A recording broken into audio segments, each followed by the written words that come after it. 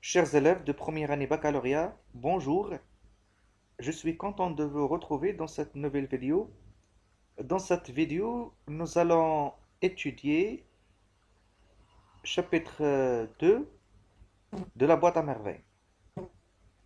Donc nous allons faire l'analyse de ce chapitre. Avant de commencer, si vous n'êtes pas encore abonné à notre chaîne YouTube, faites-le maintenant et n'oubliez pas de liker la vidéo, de partager et de nous laisser des commentaires. C'est parti. Alors d'abord, l'identification des textes. La source de ce chapitre, c'est la boîte à merveilles. L'auteur, Ahmed Sfraoui. Le genre, roman autobiographique. Date de publication, 1954. Date d'écriture, 1952. Date de publication, 1954. Le type du texte, descriptif à dominante narrative. C'est-à-dire, il y a de la description et de la narration, mais plus de narration que de la description. Alors ça, concernant l'identification du texte. Allons voir l'analyse. D'abord, situation du passage. Ce passage est tiré du roman autobiographique La boîte à merveilles d'Ahmed Sfraoui, écrit en 1952 et publié en 1954.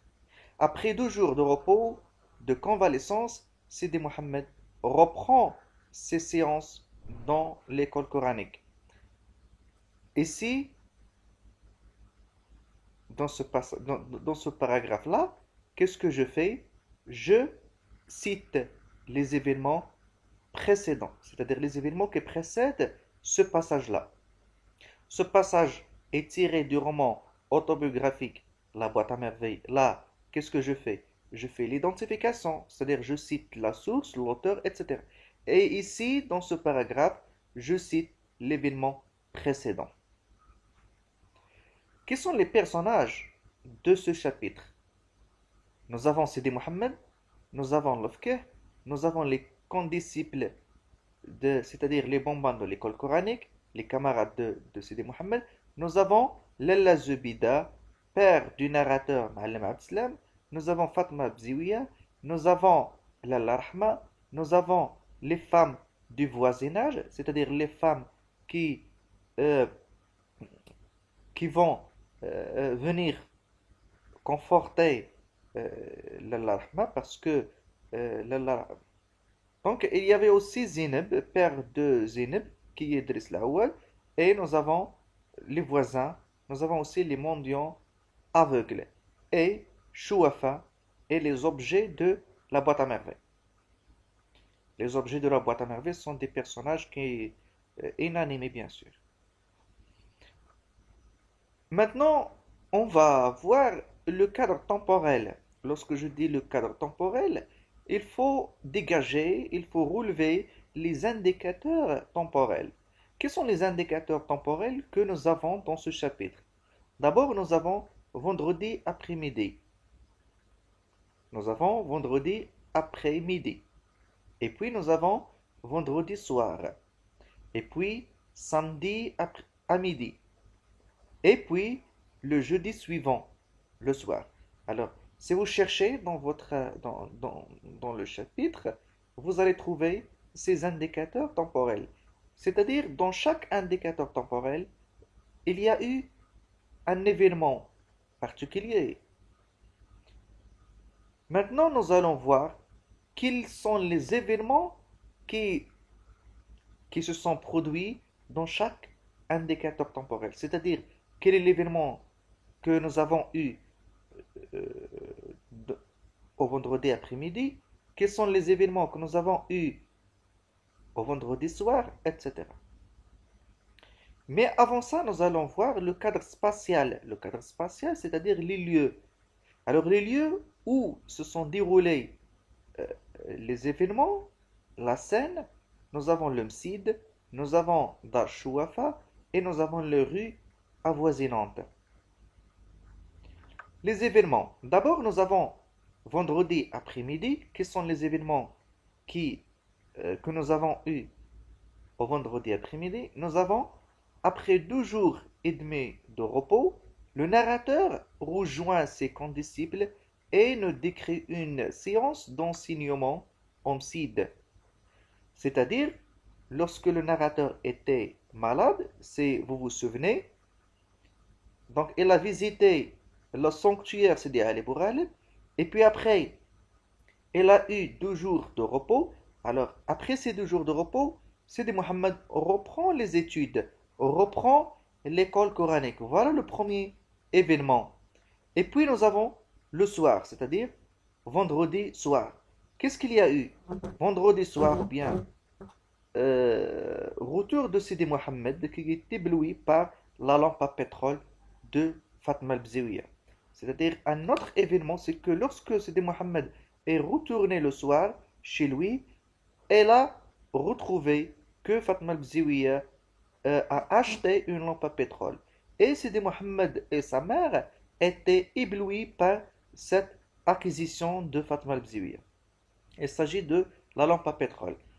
Et puis, il y a eu un autre événement, c'est que après le dîner, c'est lorsque le père de narrateur est rentré chez lui aussi, et lorsque le dîner s'est servi, donc, Lalla Zubida use de son art pour pousser son mari à se procurer une lampe semblable à celle de Bziouya.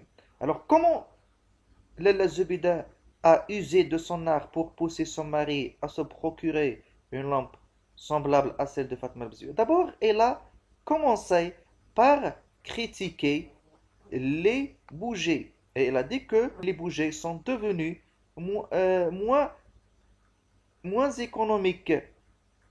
Et il fallait une bougie chaque 3 jours. Et puis après, elle a proposé l'alternative, ce qu'on appelle l'alternative. C'est-à-dire, elle a dit que des gens se servent des lampes à pétrole. Tous les gens se servent de la lampe à pétrole. C'est-à-dire, elle a, je dirais, jeté la balle dans le camp de son mari. Alors, de son côté, son mari, de son côté, Ma'al Abdeslam semble être indifférent. C'est-à-dire, il n'a pas répondu, il n'a donné aucune réponse.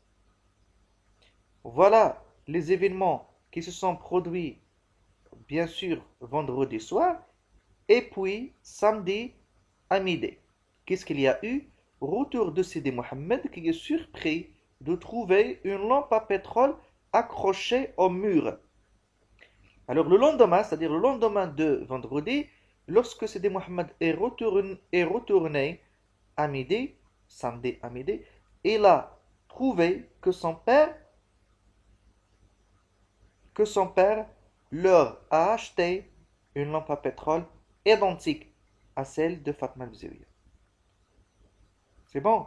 Même si Ma'alem Abdeslam n'a donné aucune réponse, le lendemain, elle a acheté la lampe à pétrole. Ça, c'est le premier événement. Deuxième événement, c'est le Driss le Teigneux. Qui est Driss le Teigneux? C'est l'apprenti de Ma'alem Abdeslam. Alors, Driss le Teigneux qu'il a apporté le matin. C'est-à-dire, Ma'alem Abdeslam a acheté la lampe à pétrole et elle l'a donné il a donné à Driss, à son apprenti, à Driss le Teigneux. Hein, c'est ce dernier qu'il a apporté chez la maison de Ma'alem Abdeslam. Et puis nous avons cri de Rahma qui déchire le silence, c'est-à-dire samedi. Cri de Rahma qui déchire le silence et fait sortir le narrateur de sa torpeur. Et puis nous avons solidarité des voisines avec Rahma. Elle a perdu Zineb dans une foule. Le samedi soir, récit de Lalla Zubida qui fait le topo sur les événements de la journée et le malheur de Rahma. C'est-à-dire, le samedi soir, Lalla Zubida va raconter à son mari les événements de la journée et parmi ces événements, le thème principal de cette narration que Lalla Zubida va raconter à son mari, c'est le malheur de Rahma et la disparition de sa fille Zineb. Il va tout raconter à son mari. Et puis nous avons un autre événement, c'est le grand exploit de Zubida et Bziouia qui ont récupéré Zineb d'une maison des enfants abandonnés. C'est Zubida et Fatma Bziouia qui ont, qui sont allés chercher Zineb. Ils sont allés euh, à la maison des Idrissides et puis à Dar Keton. Dar Keton, c'est-à-dire c'est une maison des enfants abandonnés où ils vont trouver Zineb. Alors c'est Fatma al-Bziouia et Lala Zubida qui ont trouvé et qui ont récupéré Zineb. Donc ça c'est un exploit que Lala Zubida va raconter aussi à son mari. Et puis nous avons autre indicateur temporel, jeudi suivant. Jeudi suivant, c'est soirée des festivités. Rahma va organiser une fête pour les mendiants aveugles en guise de remercier à Dieu de lui avoir rendu sa fille. Alors pour remercier Dieu de lui avoir rendu sa fille, Rahma va organiser une fête, va organiser un repas en faveur des mendiants, des aveugles.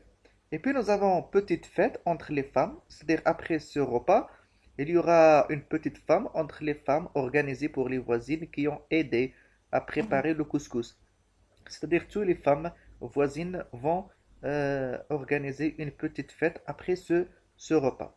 Et puis nous avons Inouï et Solitude de Sidi Mohammed qui recourt à sa boîte à merveilles. Sidi Mohammed va se sentir seul et va se sentir l'inouï et puis il va recourir à sa boîte à merveilles, il va ouvrir sa boîte à merveilles. Alors, résumé de ce chapitre, après 2 jours de repos et demi, après 2 jours et demi de repos, de convalescence, le narrateur va en Msid le vendredi après-midi. Et puis, il va décrire comment se déroule une séance en Msid. Il va nous décrire la séance au sein de Msid. Et puis, la fin des cours est toujours un moment de délivrance et de soulagement pour lui et ses condisciples. C'est-à-dire, il va nous décrire cette séance comme étant une séance de douleur et une séance de solitude, de souffrance. Une séance de souffrance. Et puis, la fin de ces séances, c'est comme une délivrance. Alors, de retour à la maison, le garçon, c'est-à-dire le narrateur, est ébloui par une lampe à pétrole dans la chambre de Fatma al-Bziouia. Il va trouver une lampe à pétrole dans la chambre de Fatma al-Bziouia. Fatma al-Bziouia va acheter une lampe à pétrole. Après le dîner, la mère demande à son époux, c'est-à-dire à son mari, d'en acheter une. C'est-à-dire Fatma al-Zubida veut acheter une lampe à pétrole semblable à celle de Fatma al-Bziouia. Alors ce fait, c'est-à-dire son mari a accepté de lui acheter une lampe. Un événement imprévu qui se produit, un événement imprévu, inattendu, c'est-à-dire la disparition de Zineb. Zineb disparaît lorsqu'elle accompagnait sa mère à un baptême. La mère de Zineb, c'est Rahma, et sa fille Zineb allaient au baptême, étaient dans les rues, ou bien sur le chemin. Sur le chemin pour assister à un baptême. Et à ce moment-là, Zainab a disparu. Toutes les femmes du quartier viennent réconforter Rahma. Toutes les femmes du quartier viennent consoler Rahma dans ce malheur. Elles se mettent à pleurer, c'est-à-dire les femmes, et à se lamenter sur leur propre misère. Mais sa disparition réjouit le narrateur qui n'aime pas la fillette. Lalla Zubida se dirige en compagnie de Fatma al-Bziouia à Moulay Idriss pour le prier de revenir en aide à la famille de la disparue et retrouve Zineb à Dar Keton. Le jeudi suivant, Rahma organise un repas pour les pauvres en guise de remerciement à Dieu. Le père de Zineb invite une horde, c'est-à-dire un groupe de mendiants, après le départ, ces cheminots, Rahma, convoient les voisines et leur servent des mets délicieux, c'est-à-dire une fête. Le narrateur mange avec Zineb. Le soir, elle est triste. Il vide alors sa boîte à merveilles et se met à rêver. Donc voilà, c'est la fin de cette vidéo. Je vous remercie de l'avoir suivi. N'oubliez pas de vous abonner, de liker la vidéo et de partager. Merci. À très bientôt.